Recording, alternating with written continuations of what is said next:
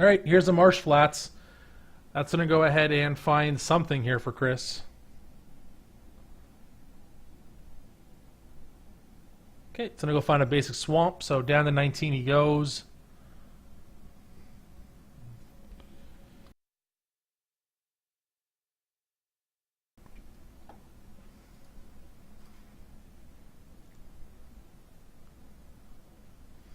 And there is going to be an Inquisition of Kozilek cast here. So we're going to look at Reality Smasher, Eldrazi Displacer, Noble Hierarch, Cavernous Souls, Matter Reshaper, a second Noble Hierarch, and a second Cavernous Souls. So, Rick on kind of an awkward one here. I guess not really. 2 Caverns means he gets to name one on Cleric or Human or whatever Noble Hierarch is. And then one on Eldrazi.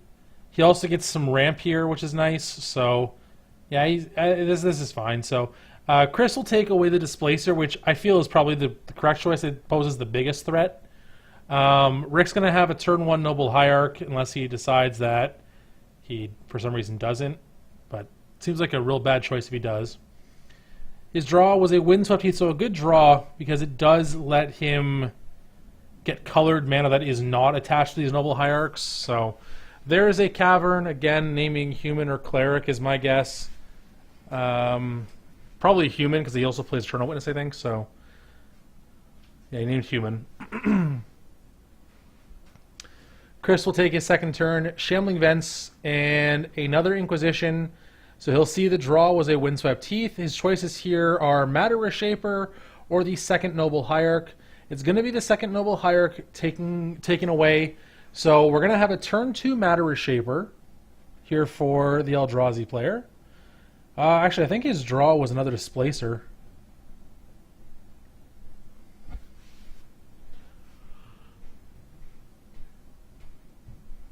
Okay, that Cavern's going to be on Eldrazi, and he is going to go ahead and still play out the Matter Reshaper. Liliana of the Veil there in Chris's hand. He will start by sacrificing Burning Catacombs. So he's at 18, potentially less, depending what he goes and finds here. Can't get basic planes, that one doesn't work.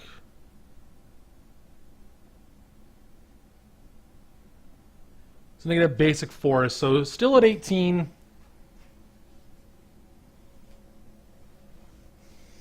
A little, I don't know, Chris is like prioritizing heavily getting his basics here. Gabzan needs its colors, right? So I don't know. There is Liliana of the Veil. What are we going to do with her? Tick up, tick down.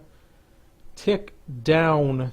So this is a pretty easy sacrifice reality or Matter Reshaper. Because Noble Hierarch gets to kill Liliana on its own anyway, so that's not a problem. We also get a trigger and get a free land, so now we have Reality Smasher. That's also cool.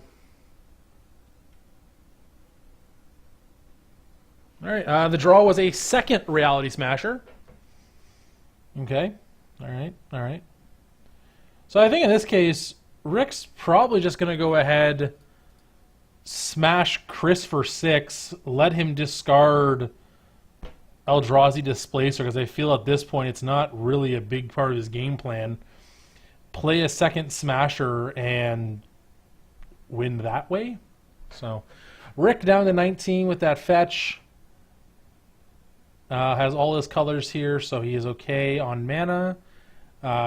More importantly, he has 5 mana though, so Reality Smasher is going to be coming down, and sure enough, here it is.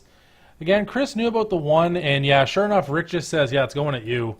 I don't care about discarding a card. So, Chris, does he have an answer to Smasher? I don't know if he does. There's a few lands I can see. The way he holds his hand, I can never tell what his cards are. So there's a Temple Guard in there, at least I think a second Liliana, which, second Liliana is okay, because it gets to eat the Noble Hierarch and prevent...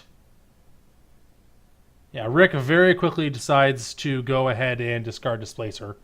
Again, not a big shocker there. So Chris can go ahead and Liliana away the Noble Hierarch. He's not going to, though.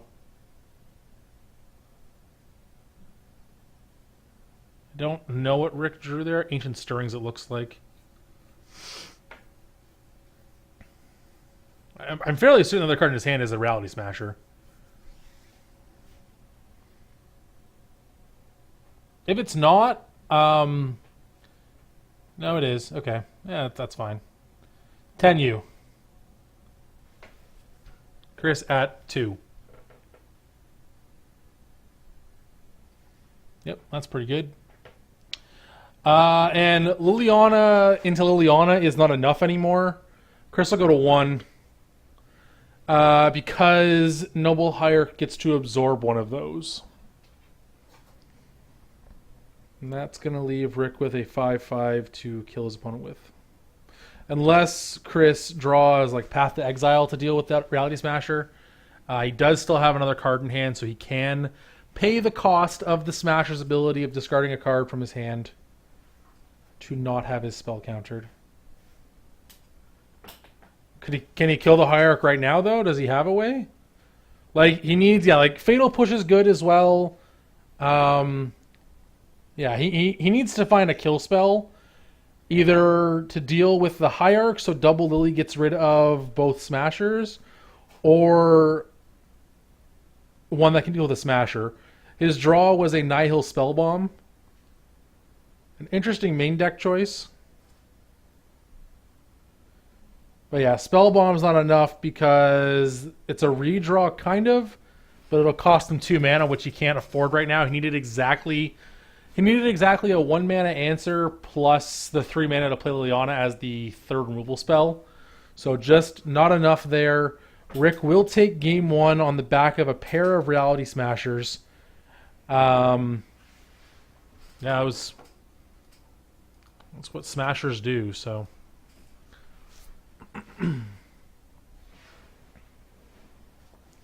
So heading into sideboards here, again, these are 2 decks that are seen a little more in the format, of course.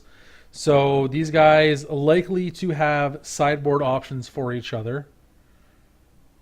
How much, I don't know, but some amount, I'm sure.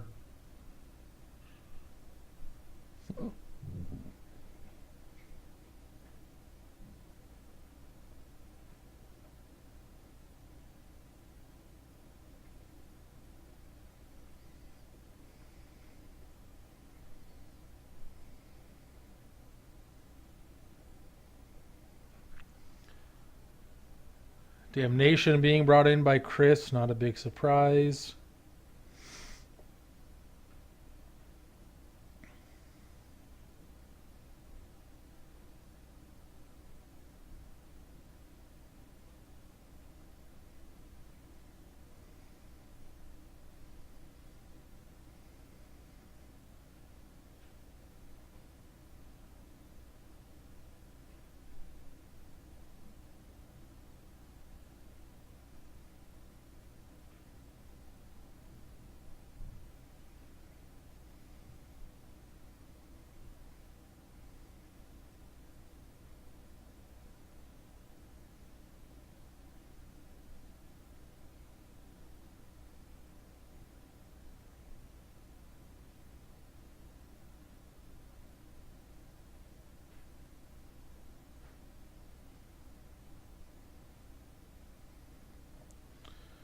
All right, so Chris gonna have the play here again. He had the right start. Just Rick having double Noble Hierarch was really good. And Chris didn't take any of them away. He took the second one away, but it just ensured that Rick had a turn 2 3-drop, which is really important for the Eldrazi deck. Which again, I mean, Liliana ticking down was rough because it gave Rick the 3rd land, which turned into a 4th land on his following turn to play Smasher on turn, what, 3? Yeah, turn 3, right? It's pretty good. All right, looking at our opening 7 here.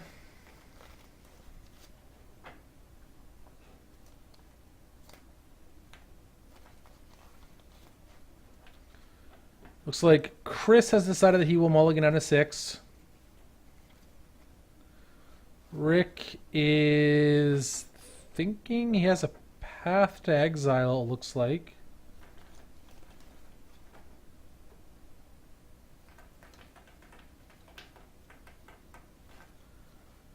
He's thinking he doesn't, I don't know.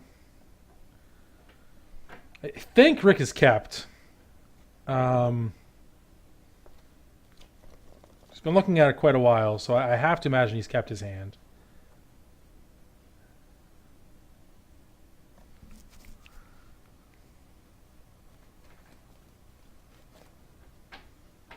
Chris has kept his 6, and yeah, we're underway here. His Scry goes to the top. Temple Garden will start things off, and then we'll go to Rick for his turn 1. Forest, along with Noble Hierarch, so there is the start you're looking for. We'll untap, we will draw a Windswept Heath, so if we were land light, we have 2 at least. I don't know if he has another land in his hand aside from that Windswept Heath or not, but when you're playing out like big abs in like this, you kind of have to, can't really keep a 1-lander safely, so yeah, so Verdant Catacombs, and then he'll pass the turn back, so Rick will untap. 2 mana available right now, a 3rd if he has a land, which is again where his deck wants to be. He can't even have a 4th mana if he has a temple. He does not. He has Yapamaya Coast, it looks like. I think he also has a Cavern in his hand. But Coast is what he'll play. Does he have a 3-drop Eldrazi? It looks like he does. He has a Kitchen Finks. Okay. So we'll gain a couple points of life here. Up to 22 he goes.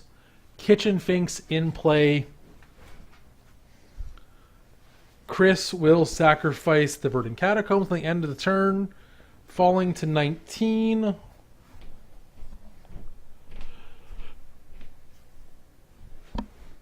What are we getting here? Something with black, I imagine. Okay, Godless Shrine. It's going to come into play tapped. He has no use for the mana right now, so that's fine.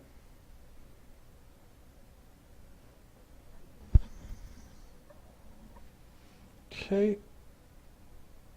And it looks like, yeah, he's going to go ahead and untap here. So we know he has a 3rd land at least with that Windswept Heath. And I think I saw Scavenging Ooze. Maybe not. I don't know. It looked like he passed the turn. I guess he didn't, but... No, 3 mana is going to be Lingering Souls. So a couple spirits on their way. Sure.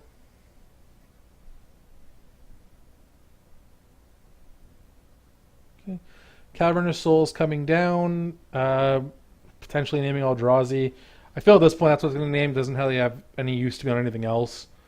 Rick has all his colors otherwise, for the most part. He's technically missing a white land, but oh well.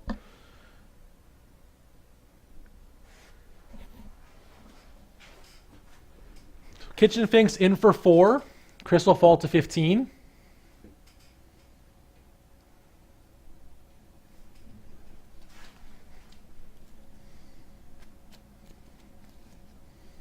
There is a Thought-Knot Seer, which I imagine is coming down this turn.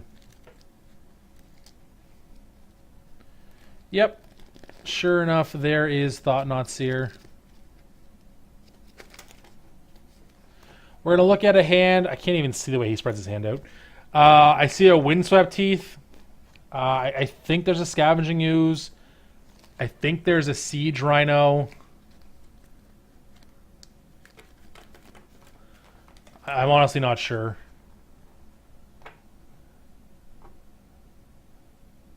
A Thrun? Okay, sure.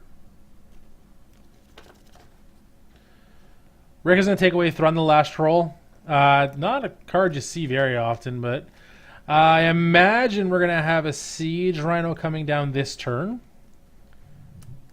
She'll just about even the life totals up. Start by sacrificing this Windswept Heath, of course, though.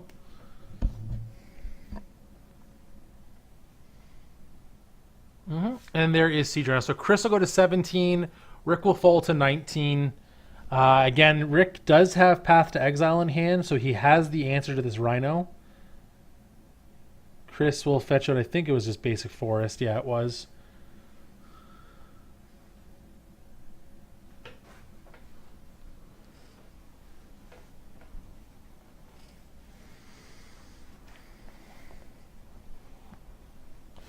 I mean, leaving his opponent at the moment with just Scavenging Ooze and an unknown card, Rick's got to feel in a pretty good spot here. Especially with the answer to the Rhino already in hand. Oh, Chris also attacked for 2, so Rick at 17 now.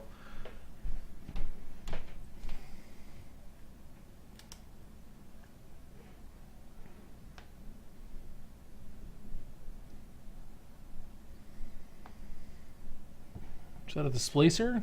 Looks like it. Rick also has the option of just attacking with the Thought-Knot Seer, which will grow it larger than the Siege Rhino. But I don't think there's a point to that. I think you want to get in for as much damage as you can. So 7 is the largest number you can hit for this turn, which is what he will attack for. Chris, of course, has no blocks, so he will fall to 10. He'll get a basic land. He gets a basic swamp out of the deck. But again, with one unknown card plus Scavenging Ooze, I just don't think he has a sink for that much mana, so it doesn't really matter about the lands.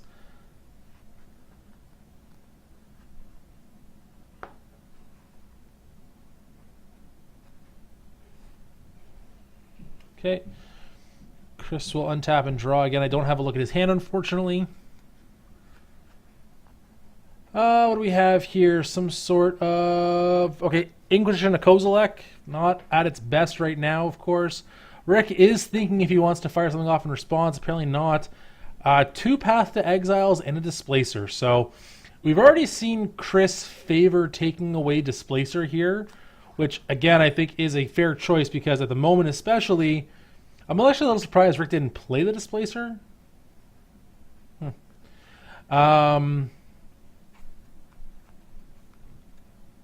Especially since the Path to Exile right now doesn't really have much of a use.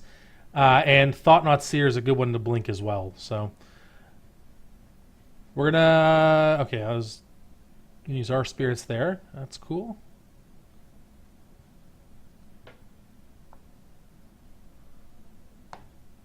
Okay, Grimflayer comes down.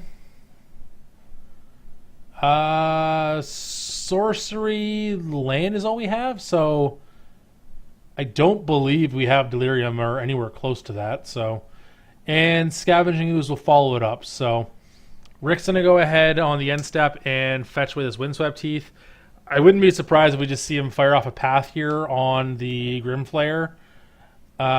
Maybe not. He's gonna grab Hallowed Fountain of the deck. So, but I don't think it's coming into play untapped. Yeah, Rick is in a good spot. He can just path away both of the threats, attack for 7, make Chris decide if he wants to block the Thought-Knot and the Kitchen Finks. If he doesn't, that's fine. Chris goes to 3. If he does, it gets rid of all the blockers. And then Chris has to draw out of it somehow. So Matter Shaper was the draw there for Rick. Another good draw because he can still play Double Path and Reshaper in the same turn. I think I like just firing off both paths, playing Reshaper, attacking, and making Chris do something.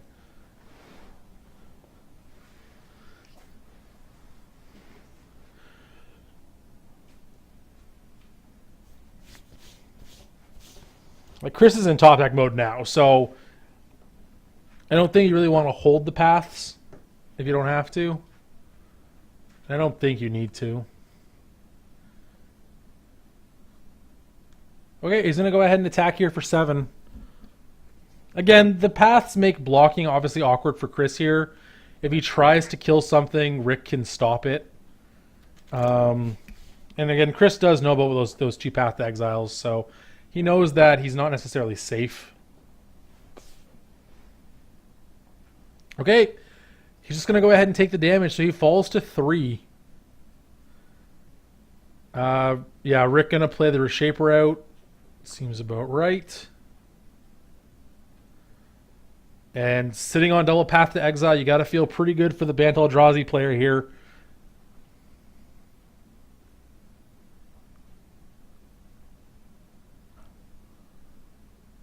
Rick is thinking here quite a bit. I mean, if you're debating pathing, like wait till upkeep probably.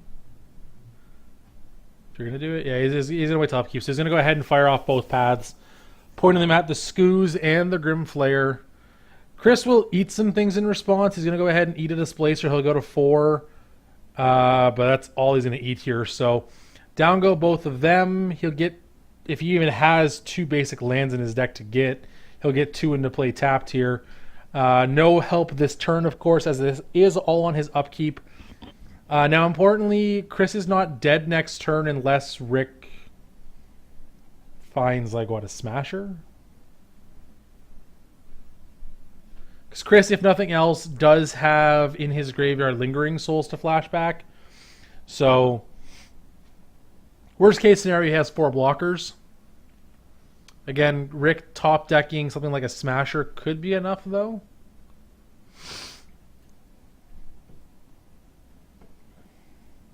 Yeah, Smasher is enough. Okay, there's Lingering Souls being flashed back. A couple more spirits.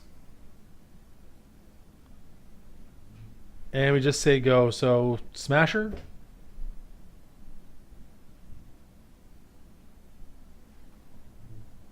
Doesn't look like it. I feel he'd be playing it much faster if he had a Reality Smasher.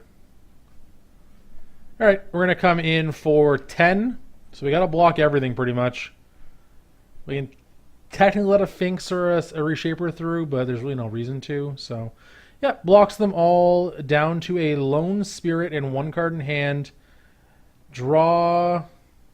His draw was a Windswept Heath, if I can talk. So, congrats to Rick. He does take this down. So,